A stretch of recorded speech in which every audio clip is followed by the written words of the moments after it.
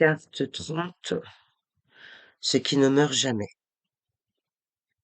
À tout instant, demandez-vous si ce que vous accumulez, la mort vous l'enlèvera-t-elle. Alors, ça n'en vaut pas la peine. Mais si la mort ne peut pas vous le prendre, alors on peut même aller jusqu'à lui sacrifier sa vie, parce qu'un jour ou l'autre, la vie s'en va. Avant qu'elle ne le fasse, saisissez l'occasion de déceler ce qui ne meurt jamais. Une femme perdit son mari. Elle était jeune et n'avait qu'un seul enfant. Elle a voulu commettre sati. Elle voulait se jeter sur le bûcher funéraire de son mari.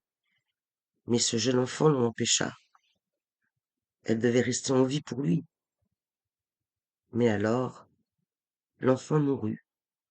C'en était trop. Elle perdit presque la raison, demanda aux gens: existe-t-il un médecin qui puisse redonner la vie à mon enfant?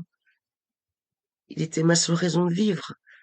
Maintenant, tout n'est plus que ténèbres. Et il se trouva que Bouddha devait venir dans cette ville. Aussi, lui dit-on, apporte ton enfant, Bouddha. Dis-lui que tu ne vivais que pour cet enfant, que l'enfant est mort, et demande-lui: tu es ainsi grand éveillé, ramène-le à la vie, aie pitié de moi. Elle alla donc voir Bouddha. Elle déposa le corps de son enfant aux pieds de Bouddha et lui dit: rappelle-le à la vie, connais tous les secrets de la vie. Tu es parvenu au sommet ultime de la vie. Ne peux-tu faire un petit miracle pour une pauvre femme? Je le ferai, mais à une certaine condition, répondit Bouddha. J'accomplirai n'importe quelle condition, dit-elle. Voilà la condition, dit Bouddha. Fais le tour de la ville et apporte quelques graines de moutarde d'une maison dans laquelle personne n'est jamais mort. La femme ne réalisa pas la stratégie. Elle entra dans une maison où on lui dit: quelques graines de moutarde?